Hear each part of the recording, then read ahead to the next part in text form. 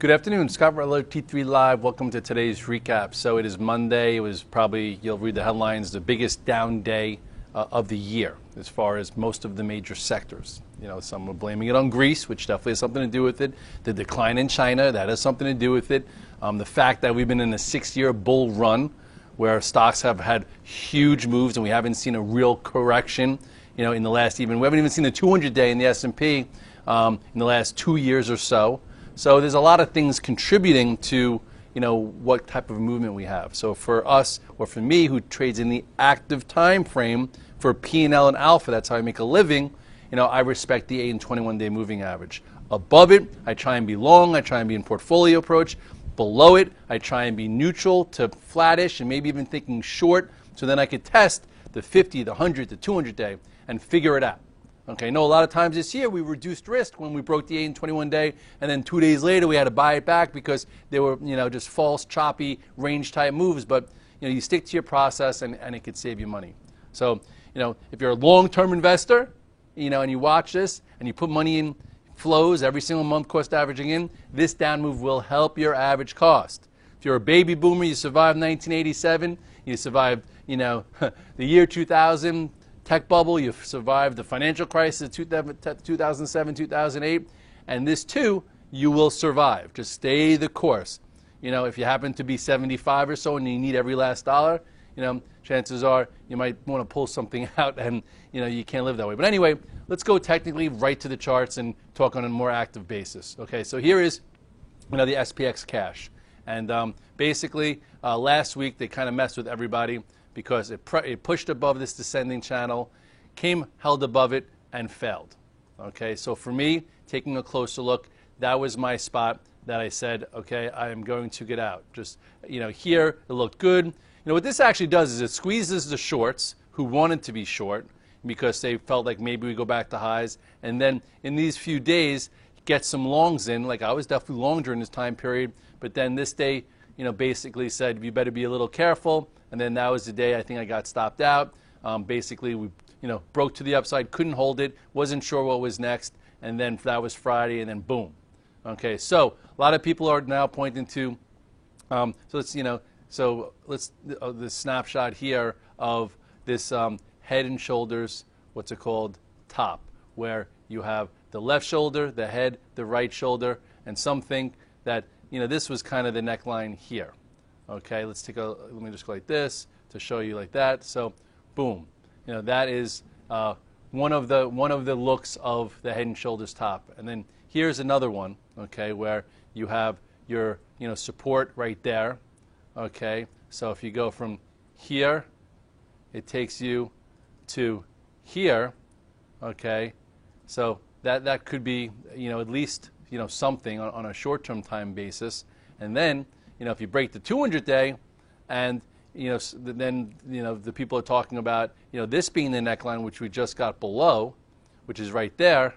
Then you have from, you know, 2130 to 2072, so that's almost 70 handles. So that means, you know, they're thinking that that's, you know, a break of the 200-day, and that brings you all the way down to 70 minus 2, right back to, you know, almost the lows of the year. So that would be like, you know, just from here to here. So, you know, it's not a perfect science, okay, and these are far from perfect charts based on the fact that you have computers everywhere, low volume, and everything's going on globally. You know, as far as globally, you know, in the note for, I would say, the most of late May, early June, when everyone was all excited about China, I was like, you know, not to beat my chest, but I was like, listen, the time to buy China was 2013, 2014 accumulated. That's what we were talking about for a big move. And then the big move happened. And then everyone got excited at Shanghai 4,500 or Shanghai 5,000. That's what I was like, reduce. Don't get excited. It looks parabolic. It looks just like the NASDAQ did. You know, then they're talking about the Chinex exchange where they have PEs of 400, 300, you know, and that's, you know, I think some of the indices besides the stocks there. So anyway, you know, so China down 22% off highs. You know, is there a buy now in the FXI? You know, potentially, especially if you sold here. Okay, filled this gap, you know, closing the dead lows, 4 dead lows. I would not be short this into here. But also, if you're trying to be perfect and cute, you know, you would think that this 200-day, or into this would be viable if you were waiting. There's a void here. The question is, what's next? Is China, it's overnight risk. Are we going to gap up or are we going to gap down from here? I got to think we're a little closer to some kind of bounce versus not. And as far as the HEDJ, this is below the 200-day now. We talked about when the trend changed here. Okay, that's when the trend changed. This was that upper head and shoulders top, and gave you that measured move to the first spot there. And then you had a lower high, and then all of a sudden you had this descending channel here. Okay, or descending trend line where it basically fell there, and now it's below the 200-day. So the question is, is it going to stay below the 200-day for multiple sessions? If you stay below the 200-day for multiple sessions, that's telling me people care about what's going on and potentially the contagion in other, in other countries. Like this is the DAX hedged. So it broke below. Sometimes it's a fake out where you get below, pops back above it, and is the last sellers, or stays below and continues below. Okay, so we shall see as far as that's concerned tomorrow. And again, that's overnight. So you have to figure out what's cooking there. The DAX, we've been talking about 10,800. It didn't even get back below that. That might happen tomorrow. We shall see. So, overnight, in my note, I talk about whether overseas is a headwind or a tailwind, and it's been a big-time headwind, for the last multiple weeks. But when it was I said headwind, when it was a tailwind in the beginning in the first sector, or the first quarter, it didn't even really help us. So that gave us some clues too that the U.S. markets could be tired, and there are some changes in there. We'll see what happens. So I showed you real quickly the SPX. Okay, where there's a lot of lines in here. If you're a technician, you know what I'm talking about. Here was your exit number one. It was overnight, so hard to exit, but they gave you a spot. If you look at the spiders, a lot of guys who didn't come in short actually made money in the VTF. We opened up. You had an opening range, so this was support going sideways right there. Okay, you go to your 5-minute chart. How do you deal with things, or salvage, or look to get short based on the action? So. People say, what does it mean with the opening range? Okay, so this is where we opened up, and this was your rally back. Okay, it did not fill this gap. So most people probably said, okay, let me see what's next. Anybody who was trying to be short, who were waiting, they said, okay, I'll get short right here, perhaps, verse the highs. Okay, and you on the VTF know who that is. And then if it happens to break the morning low, chances are you could get downside follow through. I made actually my money buying the opening move, selling into that, okay, and then I said, like right around here, I'm like, you can either be short versus the highs or long versus the lows. That's calculated, but if we break the morning low, get out of the way. So here's your, your snapshot of the 5-minute, okay, right there, and then we wound up closing on the dead lows. So, when I talk about salvaging longs, and looking at the first 30 to 60 minutes to help give you a guide, that's what I'm talking about. So you go back here, this was the spiders. It went up, came in, now it's calculated versus the highs for a short, or it was your first move long, and then once it got out, boom, boom, boom, boom, boom. I made my money not in the spiders, but in the IBB. The IBB did the same thing. I was looking at the prior breakout, okay, which was right around here, this 366. So I got long there, sold into that, okay. Then I held my last tier, and when it wedged like that and then broke here, I got out. So if you stayed in, that's cool. But basically here is the morning low, okay, and it wound up giving you that H sell setup where it broke through it, and if you were still long a tier, hopefully you got out because it went down another $5. So here's your 5-minute snapshot of the IBB, okay. But if you go to now the daily of it, it definitely, it's interesting, right? It's basically closing on the 50-day moving average, which is right here, and it gave you a few different levels to navigate against. This was one level to navigate against when it broke below the prior high. If it was really, really, really strong, it shouldn't have broken that. And now it broke this spot, which is the spot I was trying today. And now here you are at the bottom end of where it held during this whole entire thing. So I think tomorrow will be very interesting to see what do we get. Do we get a red dog reversal? Do we get a gap up? Do we get a gap down? Here's trend. I would say right around here is kind of trend support. So on the daily version, let's see like this. This is a bit of a snapshot of the IBBs right now. there you go. So we'll see what happens. Maybe there'll be a red dog reversal tomorrow, maybe not. What you should do is write down this pivot, which is 360.57. So we'll see what happens there. One of the clues that also that the bios might not bounce was because the Russell was so weak. You go to the Russell, no traction at all there. Okay, first way to look at it was, remember when it broke out from here. Okay, that was a spot to watch. Your upper spot was right there.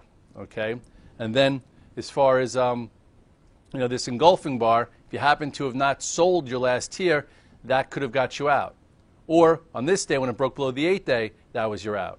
Now it's below the 8 and the 21-day, coming into what looks like the 50-day. So we'll see what happens tomorrow. If you want to draw a trend here, let's see what this trend did. It's basically right on it from the October lows. So it'll be interesting to see how it handles this tomorrow. Okay, I wouldn't go home short it. You had your time and place for that, but it doesn't mean you could just blindly buy into here. But that's the intermediate trend. The reason why you got to be a little careful, even on the bios, is it looks like we just had a nice correction, but then you go like this.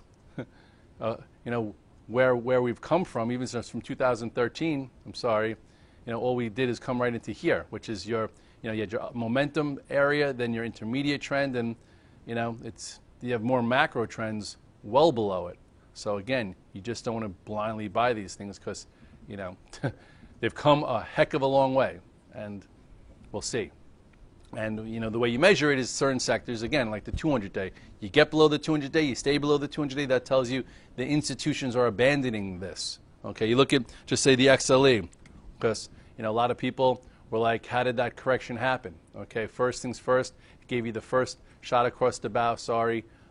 Last year, when it broke first the 8 and 21-day right there, or you could say somewhere pointing to this when you had this like crazy looking head and shoulders top pattern.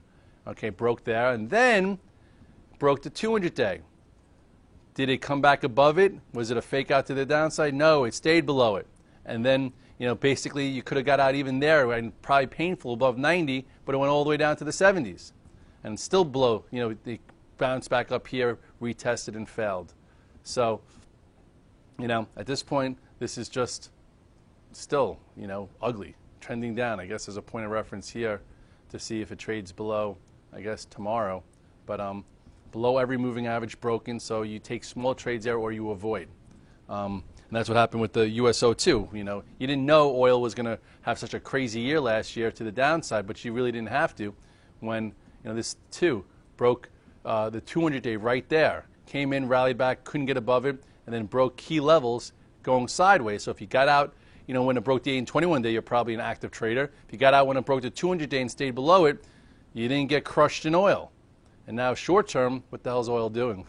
Oil is now below these moving averages, okay? And I guess you could say it has some support right into here. Broke this little spot right there. Couldn't get above that 2080 resistance we were talking about, and now boom. So see what happens in oil there. Oil went lower, and the airlines couldn't really respond, but they've been broken, for a while. Same thing here. Broke the 8 and 21-day, broke the 200-day, now below it. So talking a little bit more about stocks that I tried today, just to try, okay. First of all, you had Facebook. Facebook, best in breed, it's pretty much strongest stock. But it's only at the 8-day. So you have the Dow Jones breaking the 200-day moving average. You have the S&P flirting with it. You have Facebook here at the 8-day. So that's a lot of relative strength.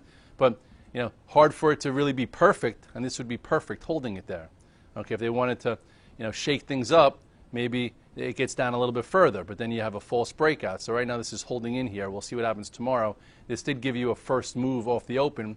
If you remember that 5-minute move, a lot of guys probably did well if they came in flat or they came in long it. You had your first move up, gave you a way out, faded, and then even if you said, I'm going to give it to right there, that was your out. So you could have bought more, near the open, near the breakout, that 86, gave you a quick trade, and then it just kind of just sold down with the market. But at least you had a way out of it, and if you would try to short it, you had a way to short right here versus the high. So gave you something, and now at this point in the daily, you have this perfect spot to hold for it to be really, really strong, and then shake the tree spot a little bit lower, and then tomorrow we'll see how we open, and then you write down the pivot, 85.73. That would be, the Red Dog reversal point. So there's your, your snapshot of let me put this up here, of Facebook. Apple, guys, at least everyone on my, in the VTF are not like over trading Apple or trying to be too long Apple, because it's shown you that it's lagged the market. It's been lethargic. The best clue was when, Carl Icahn said it's the same thing as Netflix from 2 years ago. It closed off the highs and then the next day gave back everything. That was my, signal to say I'm out of it. Besides the chart, besides it being below all the moving averages, and some guys made money shorted. If you made money shorted, congratulations. Okay, you had small little, that was the Icahn day, and right here tried to close above and do a day one, but came off the highs, and then right there it failed. And if you were looking for a real exit, you had a trade below this 127.50 on Friday, and that was your exit. And now, let's see, hold on, let me just draw it a little bit more symmetrical. So now you have this tight range that has now been broken to the downside. It's also below here, okay? So your next spot for Apple is really, into this area and then into here. So at this point, you had your breakout failure on earnings, came back up, and then boom to the downside. Some would even say that, you could have got out there, when it broke this spot. So, from a long-term standpoint, does this mean there's a top in an Apple? I don't think so, but from a short-term active trading standpoint, it's been lethargic, it's been lagging the market, it's below all the moving average, it's not above the 821 day, it's not even above the 50-day. So that tells me be careful from an active intermediate spot. And, if you're an investor and you've been in for 2-3 years, congratulations. This might be a blip for you. If you think it's more than that, maybe sell some in the money calls, maybe do a collar where you sell some calls, buy some puts, just in case, we get a bigger move lower that everyone thinks can happen everywhere, but nobody truly knows. That's why we measure it. But if you're in the right stance where your risk is reduced, you don't have to really know where it's going. As far as something like Amazon, didn't touch it today now. It's still in this range, but it's not like looking to break out, and it's now below the moving averages, so you got to take some care. Netflix has been broken since Uncle Carl said, he sold it, and that was on this day right there. He had some downside follow through. It actually broke the trend here. First day basically went below the 8-day, after a whole big run from earnings, and today it did show some relative strength. We talked about this level in the morning call where it broke out from, so it paused there, but now it's still lost momentum. You have to be very careful as far as as far as Netflix. But that's a good snapshot of Netflix. Google, this one, boom. Again, you got to be so careful with these. This tried to break out above this and held this, and that's why I joined my morning note last week. I'm like, trade versus 557. If this is any good, it should hold 557. This day, it broke below it, so you had to get out of the way. From reclaiming the moving averages to losing them, and now it's right back into the bottom of the range, and I guess could be a trade there tomorrow, but it's just not a compelling situation. It could have been decent here and, here, but that got you out of it right there on that break. Now it's back down to there. Nothing. LinkedIn also, we started focusing on it last week when, it looked as if it could break into the gap, and it never broke into the gap. So if you lost a little bit of money buying it, big deal. Okay? If you were in a tier 1, it kind of hurt because look what happened today. There was a little spot to get out intraday, but once, it went below this 210, which was the stop, it closed on the lows, and I know some guys are actually even short this. You now have this whole group of people, kind of trapped. It never traded and never got in the gap, and, as an active cash flow trade, never triggered. And then at least even on, maybe gave you a clue on Friday when it closed it around 215, at least that it wasn't ready to break out, so hopefully you didn't have much on. And then let's see what it did today. If it gave you, didn't give you much of an out intraday. If you were long at, tier 1, this is when, it came in flagged. That was your spot to get out, or I guess, once it broke the morning low, you had to say, okay, I'm done with this thing. It just broke the morning low of 206.68. It still could have saved you some money. If you said, okay, I was playing for a breakout, didn't happen, let me give it an hour or so, broke right there, and then this was your, okay, I got to get out of this thing. It could go anywhere. And that's like your intraday snapshot of LinkedIn. And, with all that said, tomorrow we could be up a little bit. Let me just show you the Dow, by the way. The daily on the Dow, the Dow broke the 200-day. So the question is, is this a trap or seller's trap, or is it showing first sign of real weakness? Hasn't been below the 200-day all year. Hasn't been below it in a while. And this broke its moving averages and all right around there. So that was your exit, and it couldn't reclaim it. So, no one I know is really playing the Dow because it's been relatively weaker, and why do it unless they're short with the transports the way they've been and this and that. But overall, let me draw that a little bit further. And this is now below, bigger resistance. There's that, which is right here. Then your next spot doesn't come into play until all the way down here. And so, this has been relatively weaker and it resolved to the downside. And you had a small false breakout right there. Never reclaimed above it. And, I wouldn't be, all in short here as it just broke the 200-day, and who knows if it's a trap. But if it can't get back above it for 2-3 sessions and other things start to weaken, this couldn't happen. So, you'll see what goes on there. That's a snapshot of the Dow. I go home flat again. VTF, you can see all my positions.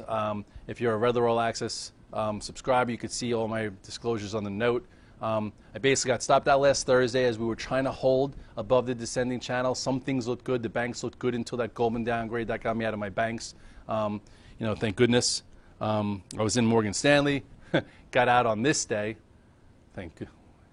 On this little outside move when I lost the 8-day, because I was like, if Goldman's downgraded and Citigroup's downgraded, let me get out of my Morgan. Got out that day. Also got out of my Citigroup on that potent down day, so I didn't have to sit through this. And now the banks look semi-broken. Goldman I wasn't in, but Goldman will be interesting now. It basically had this false breakout here, below the 8-day, below the 21-day, and this, I guess, could be your next stop. So if it gets there tomorrow, that could be good. The XLF actually took out all these moving averages. So talked about that in the morning call today. Here's when I lost the 8-day, here's when I lost the 21-day. Never got back above it, so that's when the banks kind of changed right there. And then here's your downside follow-through. But we'll see. Maybe test the 200-day. Wow, just like that. So if you're going to trade big boy markets and you're going to try and be active and trade for cash flow, you got to know your levels and you got to be prepared to execute as soon as things change. And trend is your friend until it's not. And you had the momentum trend break last week. Now we're testing more intermediate to macro trends. And if we wind up breaking those and they remain broken, that'll give us some clues that we're falling on our way to something bigger and more deep.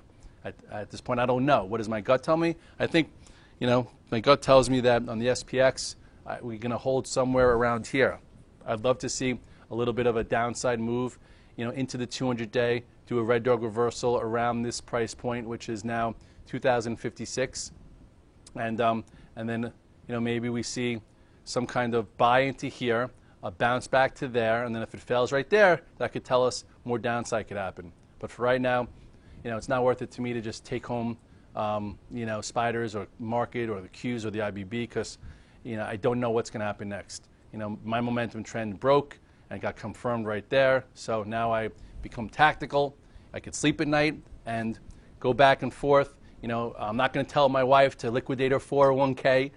She's 38 years old. There are a lot of people that try and be cute and liquidate their 403b or their 401k or stop putting money into their 529. No. This is the time when you keep doing it, and then if we happen to get a 10% correction, if you have some money around, you put in a little bit more, okay? But you have to have a long-term time frame for that. She started contributing in 2005.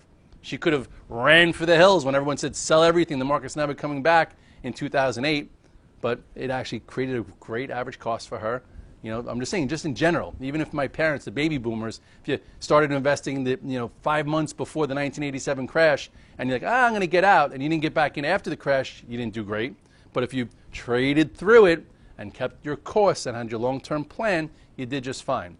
So know what your plan is, okay, and then stick to it and try and have a risk type of averse or just type of something that keeps you sane and that you could sleep at night. And it's different for everyone, as everyone makes different amount of money. Everyone has a different nut. Everyone has a different age and different objectives. You have to do what's best for you and make sure you're comfortable. I'll see you tomorrow morning with Brittany, and hopefully you didn't get too beat up today. Maybe you even made some money short, or you were just out of the way waiting for your spots, and you get to keep the powder dry and live to fight another day, which is what we try and do here. Have a great night. See you tomorrow.